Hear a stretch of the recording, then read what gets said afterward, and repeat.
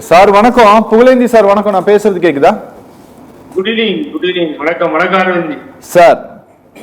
Sir, பொதுவாகவே அதிமுக திரு எடப்பாடி பழனிசாமி தலைமையில் இதுவரை பல தோல்விகளை சந்தித்து வந்திருக்கிறது அப்படிங்கிற ஒரு பிரச்சாரத்தை திமுக தொடர்ச்சியாக முன்னெடுத்து வருகிறது. இந்த அலைன்ஸ் சென்ற ஆண்டு ஏப்ரல் மாதம் 11ஆம் தேதி திரு அமித்ஷா இங்க உறுதிப்படுத்தி செல்வதற்கு முன்பு வரை அதிமுகவால் தனியாக நின்று இங்கு வெல்ல முடியாது, எல்லாருமே இங்க கூட்டணி சேர்ந்தா மட்டும்தான் முடியும் அப்படிங்கிற ஒரு புள்ளி விபர கணக்குகளை பிஜேபியினுடைய முன்னாள் தலைவர் திரு அண்ணாமலை சொல்லி கொண்டிருந்தது உங்களுக்கு தெரியும் சார். அந்த கணக்குகளை கோடிட்டு காட்டி கூடுதல் சீட்டு எங்களுக்கு வேணும் அப்படின்ட்டு ஒருவேளை பிஜேபி கேட்டால் மறுக்கக்கூடிய இடத்தில் இன்று அதிமுக இருக்குதா sir? Good evening to Sathyam TV.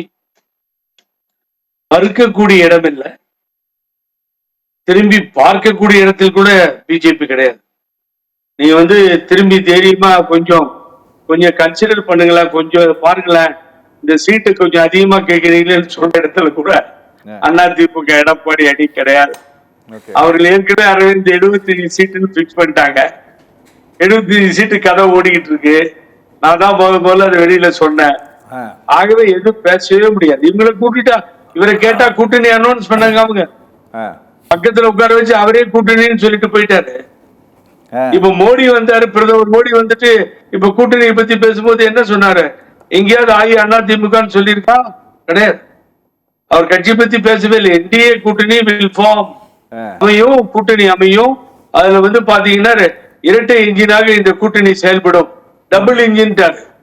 இந்த டபுள் இன்ஜின் அரவிந்த் நான் சொல்லியிருக்கேன் பல இடம். டபுள் இன்ஜின் முன்னாடி போனாலும் விசில் அடிக்கணும், பின்னாடி வந்தாலும் விசில் அடிக்கணும். ஆகவே விசில் யார் கையில மாட்டிட்டு இருக்குன்னா விஜய் கையில மாட்டிட்டு இருக்கு. இப்ப திமுகவா விஜயான் தான் இங்க களம். ஆகவே களத்திலேயே இல்லாத ஒருத்தங்க சீட்டு கேட்டா என்ன, சீட்டு கொடுத்தா என்ன, சீட்டு வாங்கினா என்ன, வாங்காம போனா என்ன, அது வேலைக்கு ஆகாது. அது புடிஞ்சு போன ஒரு கணக்கு. ரொம்ப நேரமா நீங்க டிஸ்கஸ் பண்ணிட்டு நீங்க ஜாலியா காங்கிரஸ் இந்த ஒரு சீட்டை என் கையில கொடுத்து பிரதமர் மோடி வரணுமா ராகுல் காந்தி வரணுமான்னு கேட்டீங்கன்னா நேரா ராகுல் காந்தி தான் வரணும் இந்த நாட்டுக்கு பிரைம் மினிஸ்டர்னு சொல்றேன். அந்த குடும்பத்து மேல ரொம்ப அன்பு வைத்திருப்பவன் மாத்திரமல்ல, காங்கிரஸை நான் போற்றி, காங்கிரஸ் தலைவரை போற்றி கொண்டாடுவோம். அதுல எனக்கு மாற்று கருத்தே கிடையாது. என்னுடைய தலைவர் புரட்சி தலைவர் எம்ஜிஆர் அவர்கள் நீட்டா சொன்னார். அப்ப அந்த காலத்திலேயே சொன்னார். பெருந்தலைவர் காமராஜர் எனது தலைவர், பேரறிஞர் அண்ணா அவர்கள் குருநாதர். ஆனா அன்பு நண்பர்கள் என்ன சொல்லிக்கிறேன், 67 நாங்கள் ஆட்சி அமைத்தோம். அப்புறம் 69 உங்களுக்கு தெரியும், அண்ணா பேரு மறைவு. அதுக்கு பின்னால கட்சி புரட்சி தலைவர் எம்ஜிஆர் ஆரம்பித்தார். கலைஞர் அதுவரை முதலமைச்சராக இருந்தார். நாவலர் வர வேண்டியவர். 72 ஆச்சு. 77 புரட்சி தலைவர் எம்ஜிஆர் வெற்றி பெற்றார். அப்புறம் பாத்தீங்கன்னா 87 வரைக்கும் தலைவர் இருந்தார், தோல்வியே காணாமல் இருந்தது. 91 திருப்பி அம்மா வந்தார்கள். இந்த இடைப்பட்ட காலத்தை விட்டு அப்புறம் 96 பாத்தீங்கன்னா டிஎம்கே, அப்புறம் 2001 பாத்தீங்கன்னா அம்மா, 2006 பாத்தீங்கன்னா டிஎம்கே, 2011 16 அம்மா, 2021 டிஎம்கே மறுபடியும் வந்துருச்சு. ஆனா இது ஏன் சொல்ல வந்தேன்னு சொன்னீங்கன்னா, இதுக்கு நடுவுல திராவிட இயக்கங்களுடைய ஆதிக்கம் தொடர்ந்து நாங்கள் ஆட்சியிலே மாறி மாறி இருப்பது தான் தொடர்கதையாக இருக்கிறது. நடுவிலே மைனாரிட்டி கவர்மெண்டா இருந்துச்சு. எது? காங்கிரஸ். அங்கதான் வர பாயிண்ட்டுக்கு வரேன். அப்போ இளங்கோவன் EVK செல்வன் தலைவராக இருக்கிறார் என்றே கருதுகிறேன். அவர் போய் கலைஞரை பார்த்து ஒரு எங்க சப்போர்ட்ல தானே சென்ட்ரல்ல இருக்கீங்க, ஒரு 2 சீட்டு கொடுக்கூடாதுன்னு கேட்கிறாரு. அப்ப கேட்டப்ப கலைஞர் சொல்றார், பெரியார் பேரனுக்கு நெஞ்சத்தில் இடம் இருக்கிறது. நல்லா கவனிங்க, பெரியார் பேரனுக்கு நெஞ்சத்தில் இடம் இருக்கிறது, ஆட்சியெல்லாம் பங்கு கொடுக்க முடியாது. அவர் ஸ்டைல்ல ரொம்ப க்ளோஸா பேசுவார் இளங்கோவன் அவர்கள்ட்ட, அண்ணன் பேசி அனுப்பிச்சிட்டார். இந்த திராவிட இயக்கங்கள் கலைஞர் ஆகட்டும், பேரறிஞர் அண்ணா துவங்கி இந்த இயக்கம் கண்டினியூஸா அம்மா தலைவர் தலைமையில் எங்கேயுமே தேசிய கட்சிகளை உள்ளே விடவில்லை. ஏன்னு கேட்டீங்கன்னா அது சத்திர பிழையாகிவிடும் என்பதிலே கண்ணும் கருத்துமாக இருக்கிறார். ஆகவே அவங்க காங்கிரஸ்ல ஒவ்வொரு தடவையும் கேட்கிறாங்க. இப்ப செல்வ பெருந்தகை தலைமையிலே இந்த கட்சி எங்களுக்கு பங்கு கொடுங்க, அதிகமா இடங்களை கொடுங்கன்னு ஈரோடையும் எடுத்துட்டு போயிட்டாங்க லாஸ்ட் டைம். ஆகவே 1-2 சீட்டுகளை இடங்களை பெற முடியுமே தவிர ஏன்னா 4 நாற்காலியில 2 கால், ஒன்னு நிதிஷ்குமார் உடையது, ஒன்னு சந்திரபாபு நாயுடு உடையது. ஆகவே எப்ப இந்த கால் விழும், இந்தியா கூட்டணி கேப்சர் பண்ணணும்னு தான் இந்தியா கூட்டணி வெயிட் பண்ணிட்டு இருக்கு. சரி, இது விடாதுன்றத உத்தரவாதம் கொடுக்க முடியாது.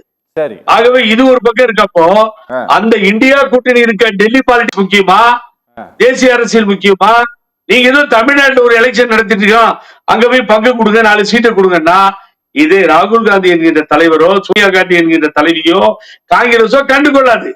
இது ஒவ்வொரு தடவையும் கத்திக்கிட்டே இருக்க வேண்டியதான். எங்களுக்கு கொடுங்க கொடுங்கன்னு இது கேட்பது இவர்கள் உரிமை, கொடுக்காமல் தொடர்வது அவர்கள் உரிமை.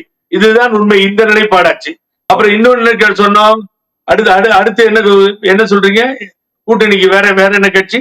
ஏடிபி பத்தி சொல்லிட்டு அது உருப்படாதுன்னு வேற வேற வேற என்ன? யாராச்சும் கூடுதலா வந்து யாராச்சும் கேட்டாங்கன்னா யார் கூடுதலா வருவாங்க சார்? பாமக ஒன்னா இருந்த போது வேற நிலைமை சார். இன்னைக்கு பாமக பிரிந்து இருக்கும் போது ஏற்கனவே கொடுத்த 23, 24 சீட்டே இன்னைக்கு கொடுப்பாங்கன்ட்டு எந்த உத்தரவாதமும் இல்ல.